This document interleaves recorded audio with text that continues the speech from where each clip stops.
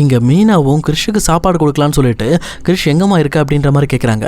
அப்போ கிறிஷும் ஆன்ட்டி நான் இங்கே இருக்கேன் அப்படின்ற மாதிரி ரோகிணி ரூமில் பீஸா சாப்பிட்டுட்டு இருக்கும்போது கிறிஷை சொல்லிடுறாங்க. உடனே இங்கே மீனாவும் ரோகிணியோட ரூம் டோரை திறந்து பார்த்தா இங்கே ரோகிணி கிறிஷுக்கு பீஸா ஊட்டி விட்டுட்டு இருக்காங்க. இதை பார்த்துட்டு இந்த பக்கம் மீனா ஸ்டன் ஆகி போய் நின்றுட்டு இருக்காங்க. அப்போ ரோகிணியும் மனோஜ் இந்த மாதிரி பீஸா வாங்கிட்டு வந்தாரு, சரி அதனால தான் ஒரு பீஸ் கொடுக்கலாம்னு சொல்லி கொடுத்துட்டு இருக்கேன் அப்படின்ற மாதிரி ரோகிணி சொல்கிறாங்க. இது கேட்டதுக்கப்புறம் இங்கே மீனாவும் கொஞ்சம் யோசிச்சு பார்த்துட்டு சரிங்க அப்படின்னு சொல்லிட்டு கதவை சாத்திட்டு வெளியில் போயிடுறாங்க.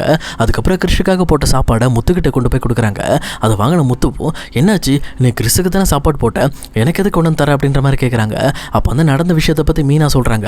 அப்போ அதை தெளிவாக புரிஞ்சுக்கிட்ட முத்துவும் இந்த பக்கம் மீனா சொன்ன உடனே இங்கே பாரு மீனா எனக்கு தெரிஞ்ச வரைக்கும் அந்த ரோகிணி ஏதோ ஒரு பெரிய விஷயத்த மறைச்சிக்கிட்டு இருக்கு, அந்த விஷயத்தை நம்ம கண்டுபிடிக்கணும். ஆனால் இப்போ கிறிஷை பத்திரமா பார்த்துக்கிறதுக்கான காரணம் நம்ம அவங்க பண்ண விஷயத்தை வெளியில் சொல்லாமல் இருக்கோம்ல அதுக்காக தான் இருக்கும் அப்படின்ற மாதிரி இங்கே முத்து பேசிகிட்டு இருக்காங்க. இதை கேட்டுட்டு இந்த பக்கம் மீனாவும் ஆமாங்க நீங்கள் சொல்கிறது சரியாக தான் இருக்கும், ஆனால் அந்த ரோகிணி ஏதோ ஒரு பெரிய உண்மையை மறைக்கிறாங்கல்ல அதை நம்ம கூடிய சீக்கிரத்தில் கண்டுபிடிக்கணும் அப்படின்ற மாதிரி இவங்க ரெண்டு பேருக்குள்ளே பேசிகிட்டு இருக்காங்க. ஆனால் இப்படி இவங்க பேசிக்கிட்டு இருக்கும்போது அந்த விஷயத்தை ரோகிணி ஒட்டு கேட்டுறாங்க. கேட்டுட்டு ரொம்பவே பயப்பட ஆரம்பிக்கிறாங்க. என்னடா இது நம்ம எங்கே கால் வச்சாலும் கண்ணி வெடி வைக்கிறாங்களே அப்படின்ற மாதிரி அவங்க ரொம்பவே பதட்டமாயிடுறாங்க. ஏன்னா இந்த முத்துக்கும் மீனாக்கும் எல்லா விஷயமும் கூடிய சீக்கிரத்தில் தெரிய வந்துடுது. நம்ம ஒரு விஷயம் இங்கே மாறி பண்ணோம் அப்படின்னாலும் நம்ம எதுக்காக பண்ணுறோம் ஏன் பண்ணுறோங்கிறத நம்ம சொல்லாமலே அவங்க கண்டுபிடிச்சிடுறாங்க. அதனால் இனிமேல் இவங்க விஷயத்தில் ரொம்ப உஷாராக இருக்கணும் அப்படின்ற மாதிரி ரோகிணி ஒரு முடிவுக்கு வராங்க. இது ஒரு பக்கம் இருக்க இன்னொரு சைடு இங்கே பார்வதியோட வீட்டுக்கு கூட்டம் கூட்டமாக ஆளுங்க வராங்க. அவங்க வேற யாரும் கிடையாது, பார்வதியோட வீட்டில் டான்ஸ் கற்றுட்டு இருந்தா அந்த 2 பேர் இருக்காங்கல்ல அவங்களோட ஃபேமிலி தான். அவங்க அங்கே உள்ளே வந்ததுக்கப்புறம் இங்கே பார்வதியை மிரட்டுற மாதிரி பேச ஆரம்பிக்கிறாங்க. அதுவும் இல்லாமல் பார்வதி கிட்ட ஒரு 10 லட்ச ரூபாய் நஷ்டம் எடுக்க கேட்குறாங்க. இதை கேட்ட பார்வதி நான் எதுக்கு தரணும் என்னாலாம் தர முடியாது அப்படின்ற மாதிரி அவங்க அதை மறுக்க பார்க்குறாங்க. ஆனால் அங்கே இருக்கிற எல்லாருமே இங்கே பாருமா எங்கள் பசங்க இந்த இடத்துல தான் தப்பு பண்ணாங்க, அதுக்கு காரணம் நீங்கள் தான், நீங்கள் கவனமாக பார்த்துக்காம எங்கள் பசங்களை இப்படி லூஸாக விட்ட இடம் இதுதான், அதனால் நான் இதை ஈஸியாக எடுத்துக்க மாட்டேன், இந்த விஷயங்களை வீடியோ எடுத்து நாங்கள் ஆன்லைனில் போட்டு இந்த இடத்தையே நாங்கள் நாரடிச்சிருவோம், ஒழுங்காக நான் கேட்ட மாதிரி 10 லட்ச ரூபா பணத்தை கொடுங்க இல்லைன்னா அவ்வளோதான் அப்படின்ற மாதிரி அந்த பொண்ணு வீட்லேயும் பையன் வீட்லேயும் வந்து மிரட்டிட்டு போயிடுறாங்க. இதை பார்த்துட்டு இந்த பக்கம் பார்வதிக்கு என்ன சொல்கிறதுன்னு தெரியல. அவங்களும் இந்த விஷயத்தை உடனே விஜயா கிட்ட சொல்லணுன்ட்டு வேக வேகமாக கிளம்பி இங்கே விஜயோட வீட்டுக்கு வராங்க. அங்கே வந்துட்டு விஜயா எல்லாமே போச்சு, விஜயா எல்லாமே வீணாக போச்சு, இப்போ பாரு நான் நினச்ச மாதிரியே பிரச்சனை தலைக்கு மேலே போயிடுச்சு அப்படின்ற மாதிரி பார்வதி உளர ஆரம்பிக்கிறாங்க. இதை பார்த்துட்டு இங்கே விஜயாவும் பார்வதி என்னாச்சு நீ எதுக்காக இவ்வளோ பதட்டமாக இருக்க, என்னதான் பிரச்சனை சொல்லு அப்படின்ற மாதிரி கேட்குறாங்க. அப்போ தான் பார்வதியும் தான் வீட்டுக்கு வந்து இந்த மாதிரி மிரட்டிட்டு போன விஷயத்தை பற்றி சொல்ல ஆரம்பிக்கிறாங்க. இதை கேட்டுட்டு ரொம்பவே டென்ஷன் ஆகிடுறாங்க விஜயாவுமே. அப்போ கரெக்டாக முத்துவுமே எனக்கு தெரியும் இதெல்லாம் இப்படி நடக்கும்னு சொல்லிட்டு அவங்க அப்படியே சைலண்ட்டாக இருக்காங்க. அப்போ விஜயாவும் அவங்க எதுக்காக வந்து இப்படி கேட்டாங்க, நாம் எதுக்கு நஷ்டஈடு கொடுக்கணும் அப்படின்ற மாதிரி சொல்கிறாங்க. ஆனால் இதை கேட்ட பார்வதியும் இங்கே பாருங்கள் நம்ம நஷ்டஈடு கொடுத்தே ஆகணும்னு சொல்லிட்டு அந்த 2 பேரோட அம்மா அப்பாவும் பயங்கரமாக பிரச்சனை பண்ணுறாங்க. அதுவும் இல்லாமல் அந்த விஷயத்தில் நீங்கள் பணத்தை கொடுக்கல அப்படின்னா கண்டிப்பாக இந்த இடத்த நான் வீடியோ எடுத்து நெட்டில் போட்டு இந்த மாதிரி குழந்தைங்களை தப்பாக நடத்துறதுக்காகவே இப்படி ஒரு டான்ஸ் கிளாஸ் நடத்துகிறாங்கன்னு சொல்லி உங்கள் எல்லாரையும் நார் அடிச்சிருவேன்னு சொல்கிறாங்க. எனக்கு இப்போ என்ன பண்ணுறதுன்னு தெரியல அப்படின்ற மாதிரி இங்கே பார்வதி பயங்கரமாக ஃபீல் பண்ணி அழ ஆரம்பிக்கிறாங்க. அப்போ தான் விஜயாவும் முத்துவை திரும்பி பார்த்து டேய் இந்த பிரச்சனைலாம் முடிஞ்சிருச்சு நீ தானடா சொன்னேன், இப்போ என்னடா மறுபடியும் பிரச்சனை வந்துட்டு இருக்கு அப்படின்ற மாதிரி முத்துவை பார்த்து கேட்குறாங்க. அப்போ முத்து ரொம்ப கோபத்தோட இங்கே மனோஜை பார்த்து இவ்வளோ பெரிய நஷ்டஈடு கேட்கறதுக்கு காரணமே உங்கள் பையன் மனோஜ் தான், அவன் பண்ணி வச்ச வேலை தான் அப்படின்ற மாதிரி சொல்கிறாங்க. இது கேட்டு இந்த பக்கம் விஜயாவுக்கு ஒன்றுமே புரியல. என்னடா சொல்கிறேன் மனோஜ் நீ என்னடா பண்ண, நீ என்ன பண்ண அப்படின்ற மாதிரி கேட்குறாங்க. அதுக்கப்புறம் இங்கே மனோஜும் ரோகிணியும் தலையை குனிஞ்சு நின்றுட்டு இருக்காங்க. அப்போ முத்து பேச ஆரம்பிக்கிறாரு.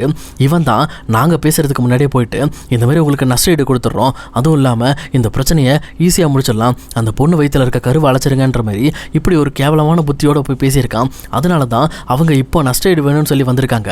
இப்போ நீங்கள் உங்கள் பிரச்சனையை நீங்களே சால்வ் பண்ணிக்கங்க அப்படின்ற மாதிரி முத்து நகர்ந்துடுறாரு.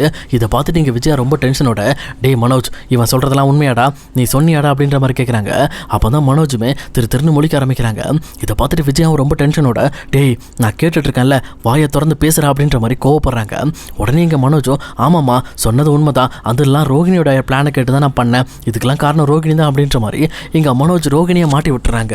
அப்போ விஜயாவும் இங்கே ரோகிணியை பார்த்து இந்த பிரச்சனைக்கான அஸ்திவாரமே நீ தான், உன்னால தான் இப்போ அவங்க நஷ்டம் எடுக்கிறாங்க, அதனால எனக்கு தெரியாது நீ ஆச்சு மனோஜ் ஆச்சு இந்த 10 லட்ச ரூபா நஷ்டம் எடு நீங்கள் தான் கொடுக்கணும் அப்படின்ற மாதிரி இங்கே விஜயா அவங்க 2 பேருக்கு ஆர்டர் போடுறாங்க. இதை கேட்டு மனோஜும் அம்மா என்னம்மா இது உங்கள் கிளாஸில் தப்பு நடந்துருச்சுன்னா என்ன பணம் கொடுக்க சொல்கிறீங்க, நான் எதுக்கு கொடுக்கணும், ஏதோ உங்களை பிரச்சனையிலேருந்து காப்பாற்றலான்னு சொல்லிட்டு தான் நான் பேச போனேன், மற்றபடி என்னால் பணம்லாம் தர முடியாதுமா, ஏற்கனவே எனக்கு ஷாப்பில் நிறைய பணம் தேவைப்படுது, ஏற்கனவே இந்த வீடுக்காக கொடுத்த பணம் இருக்குல்ல, அந்த பணத்தை நான் கொடுத்துட்டு இன்னுமே என்னோட ஷாப்பில் நிறைய பற்றாக்குறையாக இருக்குது, நிறைய பேருக்கு நான் பணம் தர வேண்டியது இருக்குது, என்னெல்லாம் பணத்தை ரெடி பண்ண முடியாது அப்படின்ற மாதிரி இங்கே மனோஜ் அந்த விஷயத்துலேருந்து வெளியே வர ட்ரை பண்ணுறாங்க. ஆனால் இங்கே விஜயா அதெல்லாம் எனக்கு தெரியாது, நீங்கள் 2 பேர் தான் இந்த பிரச்சனையை ஆரம்பிச்சிருக்கீங்க, நீங்கள் 2 பேர் தான் முடிச்சே ஆகணும், இப்படி முடிக்கல அப்படின்னா நீங்கள் 2 பேரும் இந்த வீட்டை விட்டு வெளியில் போயிருங்க அப்படின்ற மாதிரி இங்கே விஜயா இது வரைக்கும் யாருக்கிட்டையுமே எடுக்காத ஒரு பயங்கரமான ஆக்ஷனை கையில் எடுக்கிறாங்க. இதை பார்த்துட்டு இந்த பக்கம் மனோஜுக்கும் என்ன சொல்கிறதுனே தெரியல, அவர் அப்படி சைலண்ட் ஆயிடுறாரு. இங்கே ரோகிணியும் அப்படியே அமைதியாயிடுறாங்க.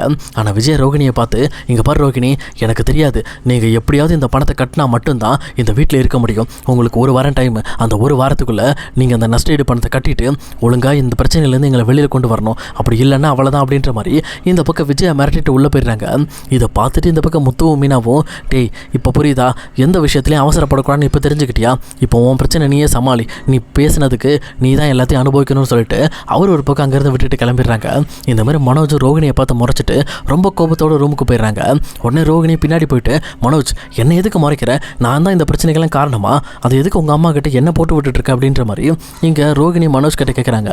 அப்போ மனோஜுமே, ஆமாம் ரோகிணி, இந்த பிரச்சனைக்கான காரணமே நீ தானே, நான் இந்த பிரச்சனைக்குள்ளே வராமல் தான் இருந்தேன், நீ தான் இந்த பிரச்சனையை சால்வ் பண்ணி எங்கள் அம்மாவை அந்த பிரச்சனையிலேருந்து காப்பாற்றி நல்ல பேர் எடுக்கணும்னு சொன்னேன். ஆனால் இப்போ பாரு, நம்ம தான் மாட்டிக்கிட்டு முடிக்கிறோம், என்னால் எதுவும் பண்ண முடியாது, என்னால் 5 லட்ச ரூபா மட்டும் தான் ரெடி பண்ண முடியும், மீதி 5 லட்சத்தை நீ தான் ரெடி பண்ணணும், எனக்கு எதுக்கும் சம்மந்தம் இல்லை அப்படின்ற மாதிரி இங்கே ஒரேடியாக அவர் கையை விரிச்சிடுறாரு.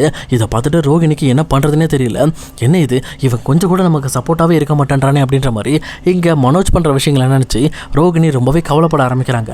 ஆனால் மனோஜ் ஒரே வார்த்தையை சொல்லிட்டாங்கிறது கிளம்பிடுறாரு. இங்கே ரோகிணிக்கு ப்ரெஷர் ஏறிக்கிட்டு இருக்கு. ஏன்னா ஏற்கனவே பிஏ தினேஷ் ஒரு பக்கம் 10 லட்ச ரூபா பணம் கேட்டுட்டு இருக்காங்க. இது ஒரு பக்கம் இருக்க, இன்னொரு பக்கம் நம்ம ஏற்கனவே ஸ்ருதியோட அம்மா கிட்ட இங்கே 2 லட்ச ரூபா வாங்கி வச்சிருக்கோம், அந்த பணத்தை வேற இன்னும் கொடுக்கவே இல்லை, இப்போ இது வேற புதுசாக ஒரு 5 லட்சம் ரெடி பண்ணுமா, இதுக்கு நான் எங்கே போகிறது அப்படின்ற மாதிரி இங்கே ரோகிணி விழிப்பரண்டு அப்படின்னு நின்றுக்கிட்டு இருக்காங்க. அப்போ கரெக்டாக அங்கே வந்த ஸ்ருதியுமே, ரோகிணி நீங்கள் எப்போ பார்த்தாலும் இங்கே ஆன்ட்டி இம்ப்ரெஸ் பண்ணணும்னு சொல்லிட்டு பெரிய பெரிய பிரச்சனையில் மாட்டிக்கிறீங்க, நீங்கள் யாரை பற்றியும் கவலைப்படாமல் நீங்களாக இருந்தீங்கனாலே இந்த பிரச்சனைகள் வந்திருக்காது, அதனால் சொல்கிறேன், தயவு செஞ்சு இந்த பிரச்சனை முடிஞ்சதுக்கப்புறமாவது நீங்கள் இனிமேல் ஆன்ட்டி இம்ப்ரெஸ் பண்ணணும்னு நினைக்காதீங்க, அவங்க பாட்டில் அவங்க வேலையை பார்த்துட்டு நீங்கள் உங்கள் வேலையை பாருங்கள் அப்படின்ற மாதிரி ஸ்ருதி அட்வைஸ் பண்ணிட்டு அங்கேருந்து கிளம்புறாங்க. இங்கே ரோகிணியுமே தான் பிரச்சனையை யார்கிட்ட சொல்கிறதுன்னு தெரியாமல் இங்கே வித்யா வீட்டுக்கு போகிறாங்க. அங்கே போயிட்டு வித்யா கிட்ட நடந்த விஷயத்தை பற்றி சொல்ல ஆரம்பிக்கிறாங்க.